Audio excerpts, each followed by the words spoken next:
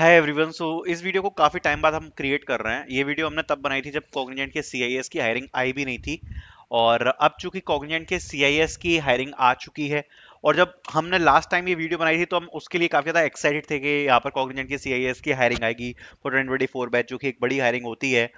But उसके बाद से अब जब वो भी हायरिंग खत्म हो चुकी है, सो काफ़ी सारे बच्चों का मानना ये है कि अब आने वाली अपकमिंग मास हायरिंग्स कौन सी हैं, हमें किन हायरिंग्स का वेट करना चाहिए, या फिर आगे की जो सिचुएशन है वो पूरी की पूरी सिचुएशन अब आगे के टाइम पर कैसे रन होने वाली है, और क्या क्या हायरिंग्स फ्यूचर में हमें देखने को मिल सकती है। ठीक है, सो हम इसी चीज के बारे में बात करेंगे, आपको एक क्लैरिटी देने की मैं कोशिश करूंगा।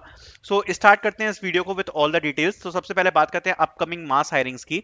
So first of all talking about Cognizant, तो यहाँ पर दो हायरिंग्स होती हैं, जिसमें एक होती है सीआईएस हायरिंग, जिसकी जो एक हायरिंग है वो आपने देखी होगी, दिस वन, जो आप देख सकते हो कि ये वाली जो है वो ऑलरेडी कंडक्ट कराई जा चुकी है।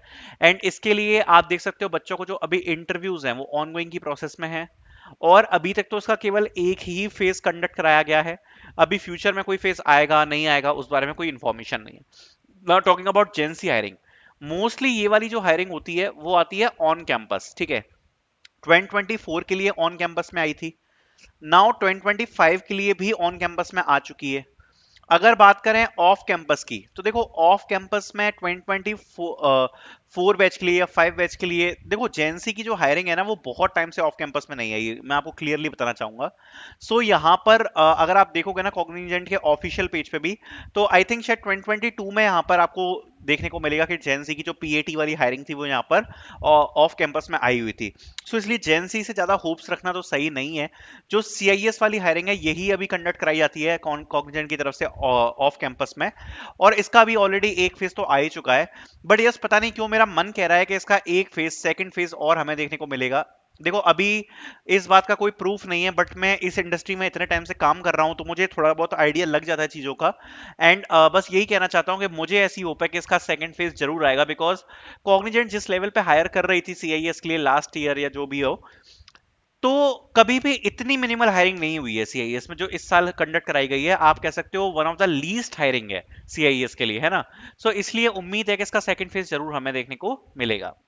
देन आगे बढ़ते हुए बात करते हैं डेलोइट ओटीएन की, जो डेफिनेटली अभी आपको अपकमिंग में बड़ी हायरिंग देखने को मिलेगी। सो फर्स्ट ऑफ ऑल मैं आपको एक चीज क्लियर कराना चाहता हूं, there is a lot of difference in Deloitte OTN. First of all जो 2022 में डेलोइट ओटीएन कंडक्ट कराया गया था, इट्स अ प्रॉपरली जॉब, ठीक है, जॉब जिसमें अगर आप हायर किए जाते हो आपको यहां पर ट्रेनिंग मिलेगी, you will deploy to the project. Okay, 2023 में इसका प्रोसीजर पूरा चेंज हो गया। इसमें अगर it was not a proper job, इसमें सबसे पहले you need to crack the exam. If you crack the exam you will get a 6 month training, ठीक है, plus after clearing the training you also need to crack the training exam. Okay, उसके बाद they will give you training position, and उसके बाद they will provide you permanent job. ठीक है, सो ये यहां पर प्रोसीजर रहा है लास्ट ईयर का।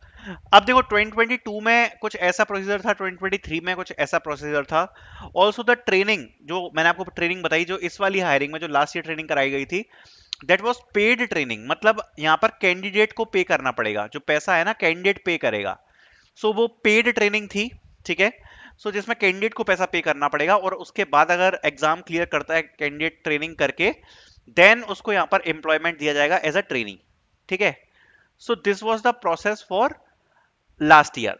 और देखो जब इतनी बड़ी रिस्क हो जाती है कि कैंडिडेट को पैसा पे करना पड़ेगा, देन डेफिनेटली वो लोग बुला बुला के हायर करते हैं, सही बताऊं तो लास्ट ईयर इवन मेल कर करके डिलॉयट ने काफी बच्चों को असेसमेंट के लिंक भेजे थे, इवन जिनको रिजेक्शन किया था या एक बैच प्रीवियस वाले लोग थे उनको भी मेल कर करके असेसमेंट के लिंक भेजे थे, बिकॉज उन्हें पता था कि इसमें काफी कम बच्चे एनरोल करने वाले हैं। अब इस साल क्या होता है we will see, but if you are okay with the model then you can definitely prepare for it. And this hiring, इस हायरिंग में जनरली पिछले दो बैचेस एलिजिबल हो सकते हैं। ओके, नाउ आगे बढ़ते हुए बात करते हैं डेलोइट एनएलए। सो इसमें ऐसा कोई ट्रेनिंग वाला झंझट नहीं है। एनएलए में बेसिकली आप रजिस्ट्रेशन करोगे, रजिस्ट्रेशन के बाद आपको पूरी की पूरी यहाँ पर प्रोसेस जो होती है वो आपको क्लियर करनी पड़ेगी। ठीक है, when you will clear your interview directly you will get offer with job for training, and उसके बाद परमानेंट। ओके, सो ये यहां पर रहता है पूरा का पूरा प्रोसीजर।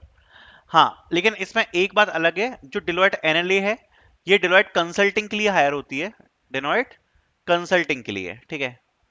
जो डिलॉयट ओटीएन होती है वो होती है आरएफए के लिए, और कंसल्टिंग के लिए होती है एनएलए, ठीक है। सो आरएफए होता है risk and financial advisory, and consulting में तो आपको पता ही कंसल्टिंग होता है। सो ये जो दो हायरिंग्स है डिलॉयट ओटीएन और एनएलए, इसमें आपको ओटीएन पहले देखने को मिलेगा, उसके बाद आपको एनएलए को देखने को मिलेगा, और ये हायरिंग लगभग कंफर्म्ड है कि आपको देखने को मिलेगी इस साल, ठीक है। लगभग कंफर्म्ड ही है क्योंकि हर साल कंडक्ट कराई जाती है, और इस साल भी चांसेस पूरे पूरे हैं कि ये हायरिंग तो हमें देखने को मिलेगी। एलिजिबिलिटी क्राइटेरिया में एनएलए में 2025 बैच को एलिजिबल रखा जाएगा, ओटीएन में यहाँ पर 25 और 24 बैच यहाँ पर एलिजिबल हो सकता है। Okay, so this is the upcoming big hiring which you can target. Now talking about IBM ASC, ये चीज अब यहाँ पर कंफ्यूजन में चली गई है। कंफ्यूजन में, what is the reason? Last year code neck conduct कराया गया था, उससे लास्ट ईयर भी कोड नेक कंडक्ट कराया गया था, बट जनरली इस टाइम तक कोड नेक की जो अनाउंसमेंट है वो अनाउंस हो जाती थी। मतलब जनरली अगर जो अभी टाइम चल रहा है ना, इस टाइम में जो कोड नेक था वो अनाउंस हो जाता था, बट अभी तक कोड नेक की अनाउंसमेंट नहीं हुई है। बट यस, इससे काफी चांसेस तो हैं कि एक बार तो एटलीस्ट भले ही कम बच्चों को हायर करे, बट कोड नेक का अनाउंसमेंट होना चाहिए। बट द प्रॉब्लम इज कि आईबीएम पे अभी लास्ट बैच के भी कुछ बच्चे हैं जिनको ऑनबोर्ड करना है, ठीक है। सो इसलिए सिचुएशन थोड़ी सी फिशी है, बट कोड नेक की अनाउंसमेंट हो सकती है। अभी एसडी की एक हायरिंग आई थी बीच में, that was a on off campus mix hiring, but उसके जो रिजल्ट्स हैं वो तो 1 वीक के अंदर ही पूरे कंप्लीट कर दिए थे आईबीएम ने। और यहाँ पर अभी आईबीएम ऑन कैंपस में लगातार हायर कर रही है फॉर 2025 बैच। सो बात करते हैं अगर कोड नेक की, तो लेट्स सी, हमें देखने को मिलेगा नहीं मिलेगा, क्या सीन होता है।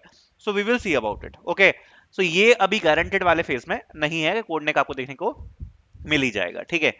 Now talking about tech Mahindra, so देखो टेक महिंद्रा का एक फेज अभी तक कंडक्ट कराया गया है, बट टेक महिंद्रा के जो रजिस्ट्रेशन है जनरली साल में 2 बार ओपन होते हैं, ठीक है। और अगर आप देखोगे तो अभी जो लास्ट फेज कंडक्ट कराया गया था टेक महिंद्रा का, अभी तक देखो उनकी जो प्रोसेस थी ना, उस प्रोसेस के हिसाब से दे हैव मेंशन्ड कि उनको पूरी प्रोसेस लगभग 2 मंथ्स में एंड करनी है, ठीक है। 2 से 3 मंथ्स में एंड करनी है। बट अभी हो क्या रहा है कि इसकी जो प्रोसेस है उसमें काफी ज्यादा डिले हो रहा है, राइट। सो टेक महिंद्रा का जो नेक्स्ट फेज है, पहली बात तो वो ही कंफ्यूजन में है कि वो आएगा कि नहीं आएगा, ठीक है। बट अगर आ जाता है तो थोड़ा सा शायद अभी टाइम लगेगा आने में, बिकॉज जो अभी जिस हिसाब से प्रोसेस चल रही है उस हिसाब से थोड़ा सा उम्मीद स्लो है कि स्लो आएगा, ठीक है। बट यस, उम्मीद तो है, बिकॉज टेक महिंद्रा की तरफ से भी इतनी कम हायरिंग देखना अनएक्सपेक्टेड है। और शायद जैसा मुझे लगता है, जैसे मैंने बताया आपको, मेरे इंस्टिंक्ट बोलते हैं कि इसका जो सेकंड फेज है वो भी हमें देखने को मिलना चाहिए। नाउ बात कर लेते हैं टीसीएस एनक्यूटी के बारे में। So talking about TCS NQT, ये अभी ऑन कैंपस चल रहा है, ठीक है। ऑन कैंपस में चल रहा है फॉर 2025। 2024 बैच के लिए टीसीएस एनक्यूटी ऑलरेडी इस साल कंडक्ट कराया जा चुका है। क्या दोबारा आने के इसके चांस हैं, एनक्यूटी के दोबारा आने के चांस है? तो ऑलमोस्ट नहीं है 2024 के लिए। नेक्स्ट जो टीसीएस एनक्यूटी का अनाउंसमेंट किया जाएगा that will be directly in next year, and most probably जो उसमें एलिजिबल होगा that would be 2025 batch. Okay, so इसलिए एनक्यूटी से अगर आप उम्मीद लगाए हो तो वो आपकी ऑलमोस्ट एंडिंग पे है, ठीक है। सो आई होप आपको एक क्लैरिटी दी है, मैंने आइडिया दिया है। बट यहाँ पर जो सबसे इंपॉर्टेंट चीज है वो ये है कि अब यहां से अगर आप ऐसा एक्सपेक्ट कर रहे हो कि बहुत सारी कंपनीज की मास हायरिंग्स देखने को मिलेंगी, so that is not true, क्योंकि ऑलमोस्ट सारी कंपनीज अपनी हायरिंग्स को डन कर चुकी हैं, एक्सेप्ट कौन सी? डिलॉयट, वो भी ओटीएन, ठीक है। केवल ये आईबीएम बचती है, ठीक है। बाकी तो और कोई अपकमिंग हायरिंग अगर आएगी तो अनएक्सपेक्टेड ही होगी कि एकदम से अनाउंस कर दिया, बिकॉज ऐसी कुछ उम्मीद तो लग नहीं रही है। बट यहां पर मैं आपको एक चीज और बोलना चाहूंगा कि अभी जो फेज चलने वाला है ना, that will be good, but अगर आप only dependent on mass hirings रहने वाले हो, दैट विल नॉट वर्क। अभी हायरिंग्स आएंगी, ऐसा नहीं है कि हायरिंग्स नहीं आएंगी, बट मास हायरिंग्स नहीं आएंगी। जो आप कह सकते हो एक जो मिड लेवल की हायरिंग्स हैं वो आपको काफी देखने को मिल सकती हैं, इवन आपको ज्यादा देखने को मिल सकती हैं। अगर आप देखोगे तो लास्ट मंथ में इस टाइप की हायरिंग्स इंक्रीज हुई हैं जो मिड लेवल की थी। फॉर एन एग्जांपल इस बार जो एसपी की हायरिंग हुई, मास हायरिंग नहीं थी, बट मिड लेवल में अच्छे से कंडक्ट कराई गई। ठीक है। Also if you can see, अभी बीच में जेनपेट की एक हायरिंग आई थी, that was good enough. Also मतलब बीच बीच में मल्टीपल हायरिंग्स आती रहती हैं जो मिड लेवल की होती हैं। So you need to try in the mid hirings. आपकी अपकमिंग मास हायरिंग्स में ज्यादा कुछ रखा नहीं है अब। सो अगर जितने भी अगर कोई न्यू अपडेट्स आते हैं, I will update on the channel, and I hope इस वीडियो से आपको क्लैरिटी मिली होगी। Thank you so much for watching.